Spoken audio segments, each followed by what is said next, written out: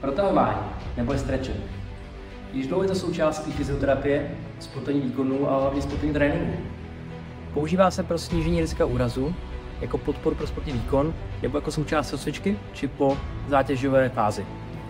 Viděli jste ale, že protahování existuje více typů, jako je třeba nejen statický stretching, ale i balistický, dynamický, excentrický, aktivní a pasivní.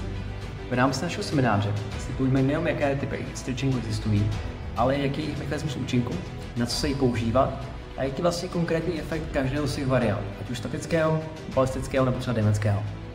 U každého typu stretchingu si ukážeme třeba příklady pro každé vybrané jednotlivé svaly, jak je protáhnout a jak použít stretching ve vašem tréninku nebo v vaší terapii. Kurz Stretching a jeho mechanismy bude online 1. listopadu ve 14:30 a je určen pro všechny fyzioterapeuty, trenéry a lékaře, kteří se zabývají pohybem nebo sportem. Tak se připojte!